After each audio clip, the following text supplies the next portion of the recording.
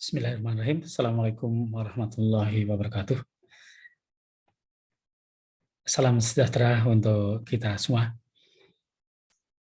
Pada kesempatan ini saya ingin menyampaikan materi ekonomi teknik sumber daya air di dalam mata kuliah pengembangan sumber daya air.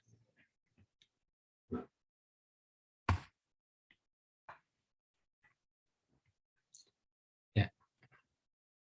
Analisis ekonomi teknik sumber daya air meliputi analisis benefit cost ratio, analisis ekonomi internal rate of return, analisis net present value, dan analisis kepekaan, sensitivity analysis.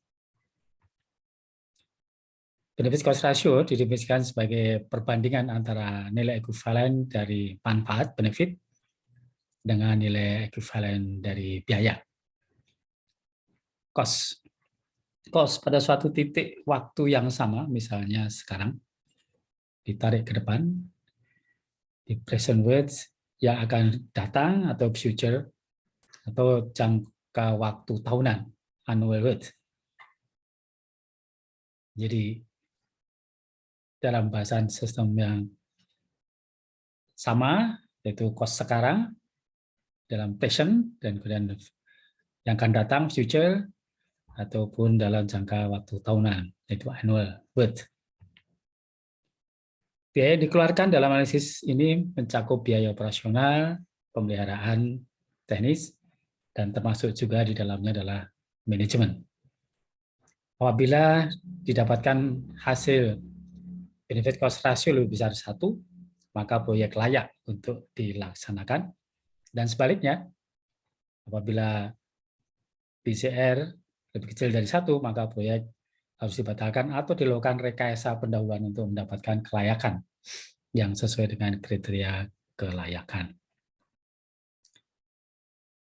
Ekonomi internal rate of return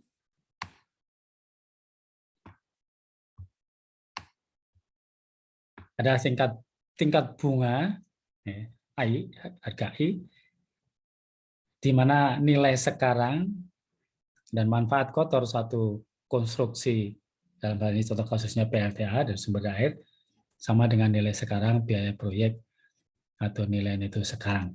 NPV-nya jadi sama dengan 0. Itu nanti akan didapatkan harga I, di mana itu sama dengan EIRR. Apabila didapatkan hasil IRR lebih besar dari suku bunga yang ditetapkan Bank Indonesia atau bank donor, maka konstruksi PLTA tersebut layak. Jadi bila EIRR-nya lebih besar dari suku bunga dana pinjaman, maka PLTA tersebut disebut layak. Sebaliknya, apabila EIRR lebih kecil dari suku bunga yang berlaku, maka konstruksi PLTA harus dibatalkan atau dilakukan rekayasa pendahuluan untuk mendapatkan kelayakan yang sesuai analisis.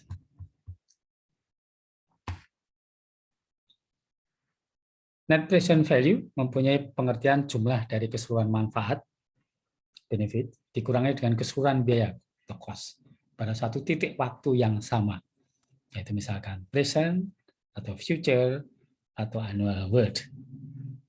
Apabila didapatkan NPV lebih besar 0, bila NPV-nya lebih besar 0, maka proyek layak untuk dilaksanakan. Dan apabila NPV lebih kecil 0, maka proyek harus dibatalkan atau dilakukan rekayasa pendahuluan untuk mendapatkan kelayakan sesuai dengan kriteria.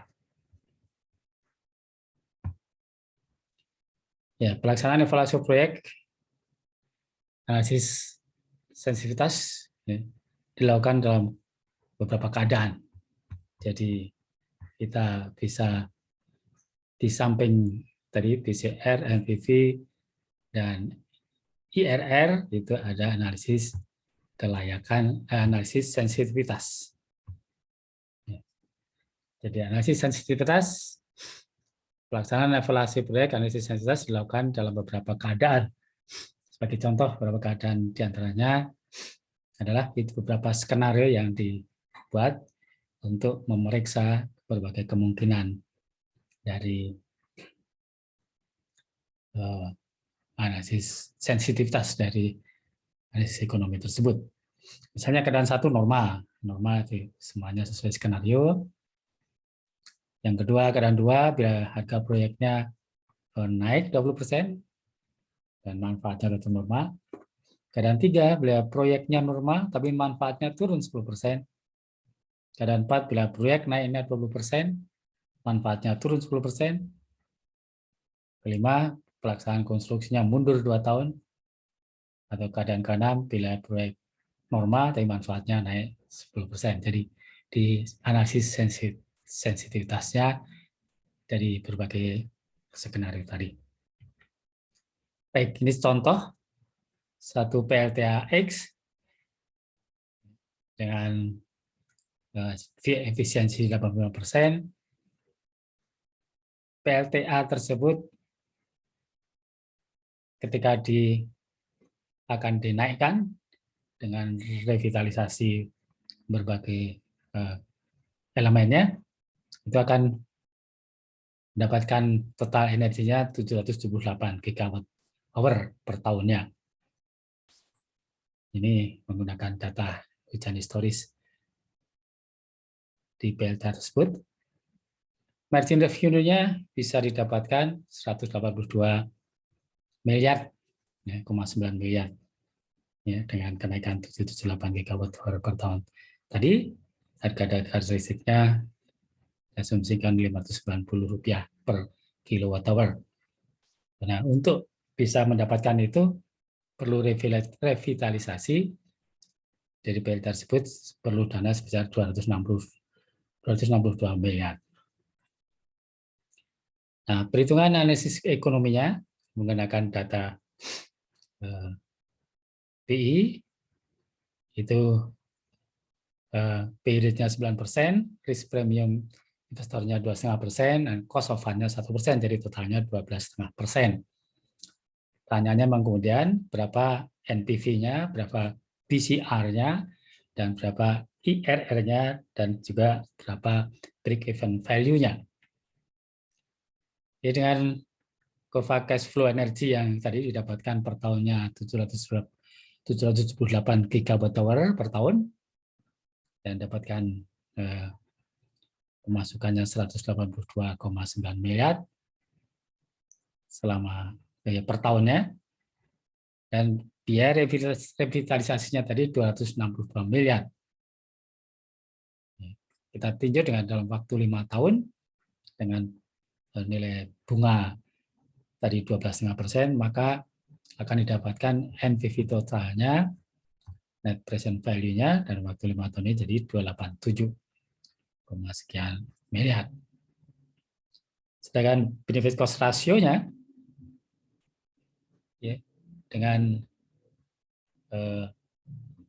per tahunnya tadi 182,9 miliar, bunganya 12,5% waktu 5 tahun, maka dan tadi pengeluaran tadi 262 miliar, maka akan didapatkan PCR-nya 2,49, artinya lebih dari 1. IRR-nya ya, bisa ditentukan oleh investasi awalnya 262 miliar, suku bunganya tadi 12,5, jangka waktunya 5 tahun, maka IRR-nya antara 60 dan 70%. Ya. Sedangkan bunganya hanya 12,5%. Jadi skema ini sangat menguntungkan. Ya. Jadi yang pertama PCR-nya 2,49, IRR-nya di antara 60 dan 70%. PIP-nya bila dihitung itu hanya 1,43 tahun, jadi di bawah 2 tahun sudah terjadi break even point. Ya, perhitungan analisis ekonomi untuk energi sebesar 778 gigawatt-hour seperti dalam tabel berikut, sehingga didapatkan NPV-nya 287, IRR-nya ya Jadi cukup besar, break even point-nya 1,43 tahun. Ya, ini kemudian kalau sensitivitas analisisnya dengan dibuat berbagai alternatif skenario tadi akan didapatkan angka-angka yang bisa ditabelkan setelah dikalkulasi. Demikian analisa ekonomi teknik sumber daya air dengan contoh sebuah PLTA. Agung Yono menyampaikan untuk rekan-rekan mahasiswa semuanya, ekonomi teknik sumber daya air dengan contoh kasus pembangkit listrik tenaga air. Selamat menikmati indahnya perjuangan. Kita bangun Indonesia. Sukses. Terima kasih. Assalamualaikum warahmatullahi wabarakatuh.